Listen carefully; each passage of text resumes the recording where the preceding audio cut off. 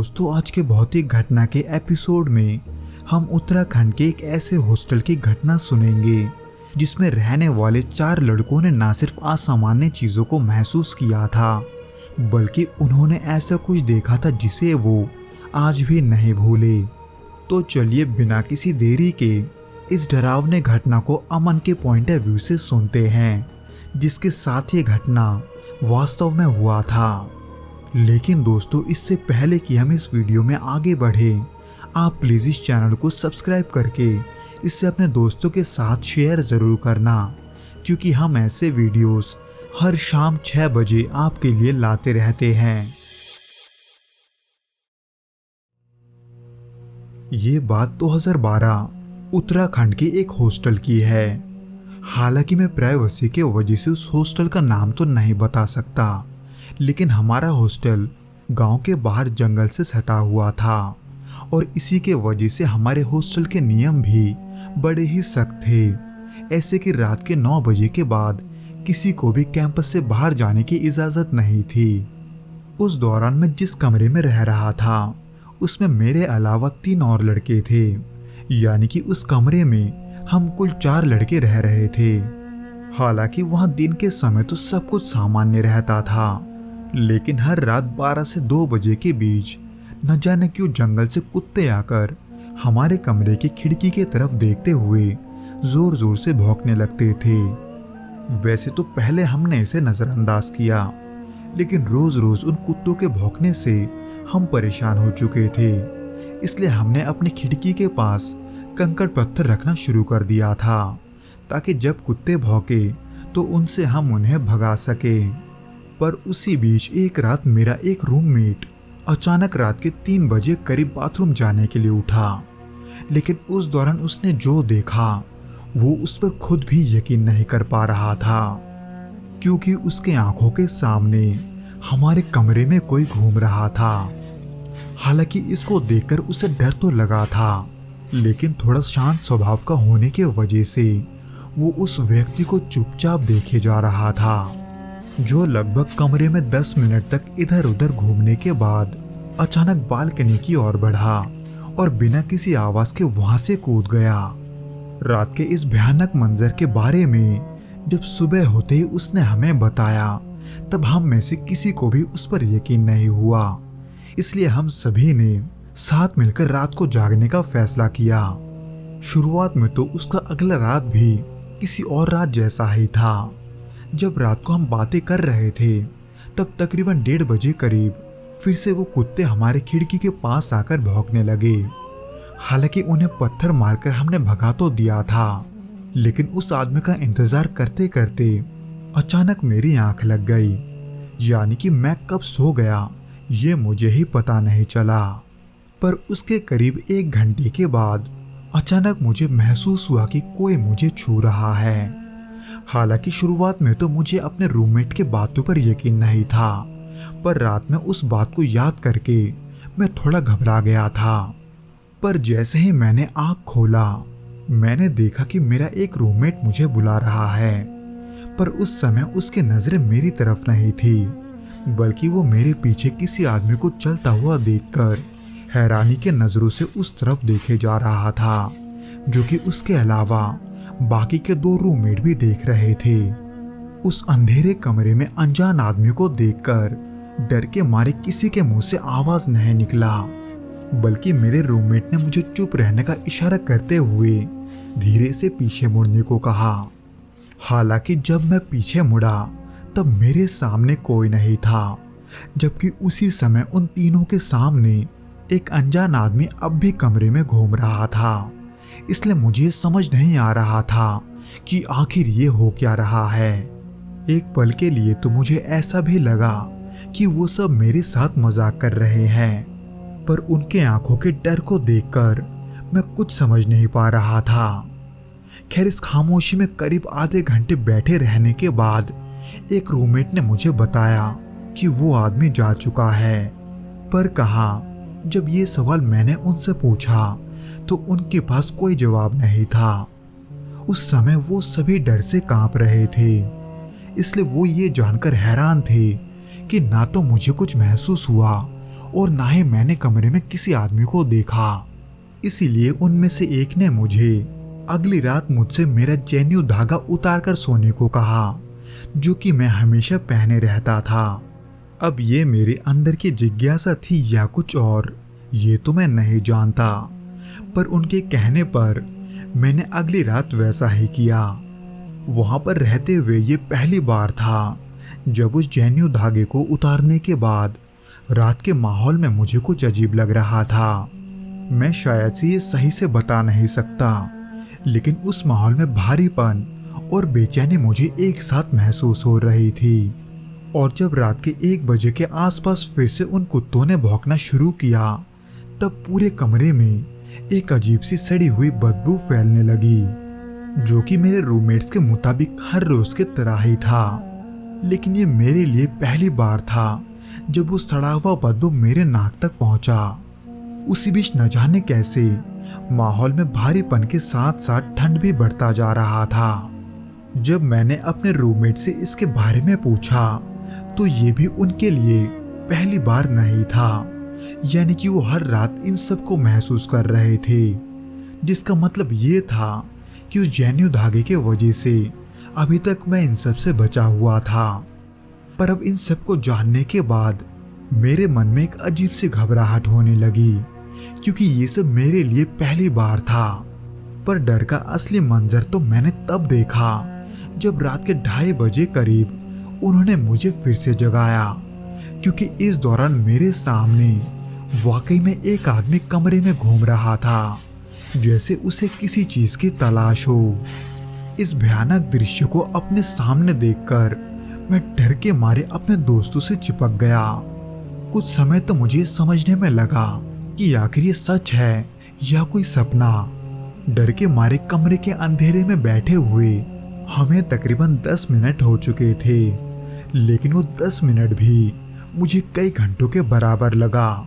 और उसके ऊपर से वो सड़ी हुई बदबू वो समय के साथ साथ और भी बुरी होती जा रही थी, जो कि शायद इसीलिए था क्योंकि वो आदमी धीरे धीरे हमारे नजदीक आ रहा था। इसलिए आखिर में मुझसे और रहा नहीं गया, बल्कि कांपते हुए मैंने खड़े होकर उस आदमी से पूछा, तुम कौन हो?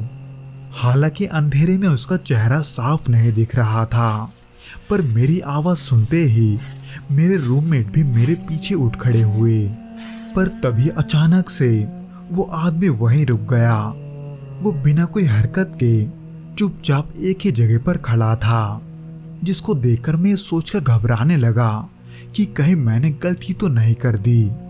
लेकिन ऐसे कुछ पलों के लिए खड़े रहने के बाद वो आदमी फिर से बैल्कनी से नीचे कूद गया। पर जब हमने नीचे देखा तो वहां कोई नहीं था, और ना ही किसी के नीचे गिरने की आवाज हमारे कानों तक आया था। उस रात के बाद से मैंने दोबारा अपना जनेऊ धागा नहीं उतारा, बल्कि हम सभी ने अपने बिस्तर के नीचे हनुमान चालीसा रखना शुरू कर दिया। जिसके बाद से बहुत कम ऐसा होता था जब फिर से वो आदमी हमें दिखाई दिया हो। हालांकि रात में कुत्तों का भौंकना उसके बाद भी जारी था। तो दोस्तों, आज के इस पहले घटना के बाद बिना किसी देरी के हम दूसरे घटना की ओर बढ़ते हैं।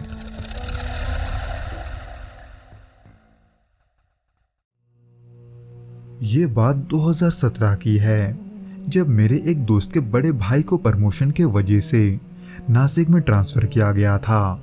हालांकि उस दौरान मेरा दोस्त और मैं पहले से ही नासिक में रह रहे थे, लेकिन वो हमारे बोलने पर भी हमारे साथ रहने नहीं आया, क्योंकि उसे कंपनी की तरफ से एक अच्छा खासा फ्लैट मिला था, जो कि ना सिर्फ बड़ा था बल्कि वो फ्लैट शहर के पॉश इलाके में स्थित था।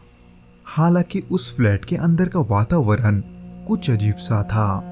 वो जगह बेहद शांत थी और उसके आसपास के घरों में भी बहुत कम लोग रहते थे।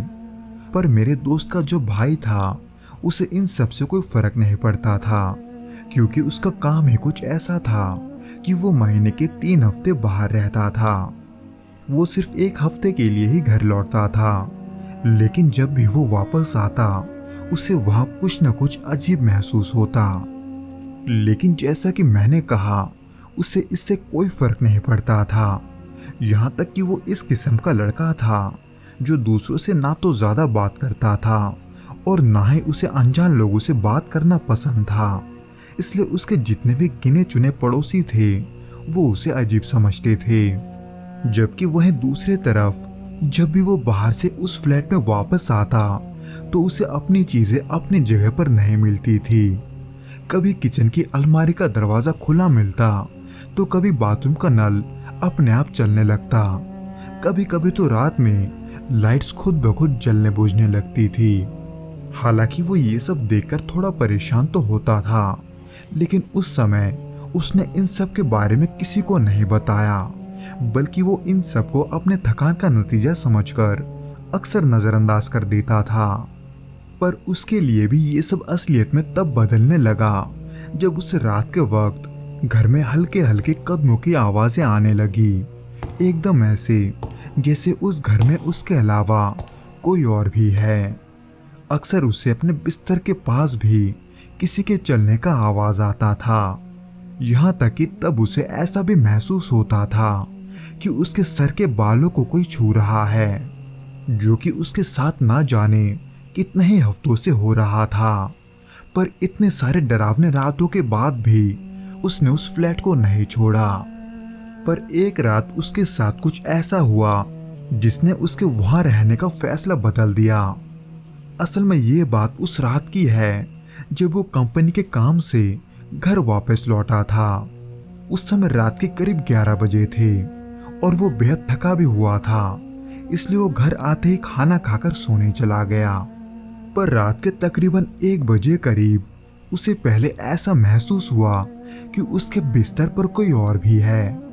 उस समय उसका आंख लगा ही था कि तभी उसे अपने छाती के ऊपर बहुत ही ज्यादा दबाव महसूस होने लगा, एकदम ऐसे मानो जैसे किसी ने उसकी छाती पर वजन रखा हो, जिसके वजह से उसे सांस लेने में भी तकलीफ हो रही थी।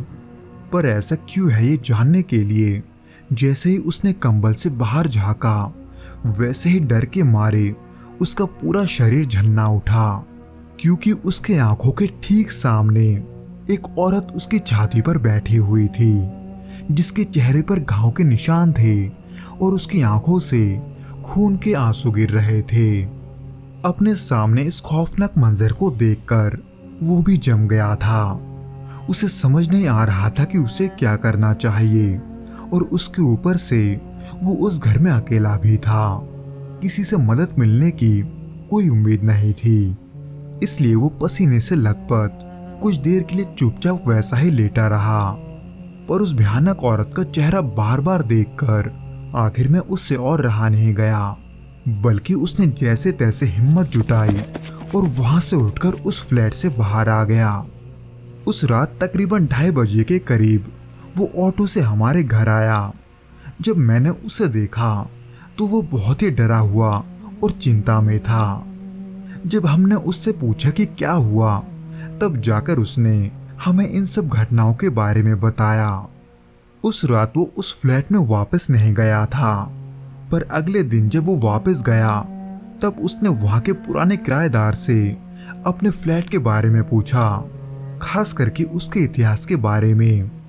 पर इसका जवाब कुछ ऐसा होगा उसने सपने में भी नहीं सोचा था, क्योंकि उसके पड़ोसी के मुताबिक वो जिस बिस्तर पर सो रहा था उस पर कुछ सालों पहले एक महिला ने आत्महत्या की थी, क्योंकि उसके पति ने दूसरे औरत के लिए उसे छोड़ दिया था। इसलिए इस सदमे को सहन न कर पाने के कारण उसने आखिर में अपनी जान ले ली, जिसको सुनने के बाद वो उस फ्लैट में वापस नहीं गया। लेकिन जब तक कंपनी वालों ने उसे दूसरा फ्लैट नहीं दिया, तब तक वो हमारे घर में कुछ महीनों के लिए हमारे साथ ही रुका था।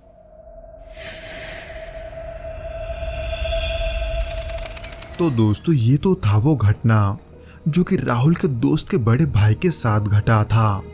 उम्मीद करता हूँ कि आपको ये पसंद आया होगा, और अगर आया हो तो प्लीज़ इस वीडियो को लाइक करके इसे अपने दोस्तों के साथ शेयर करना मत भूलना, और हमें कमेंट करके ये ज़रूर बताना कि आपको ये वीडियो कैसा लगा।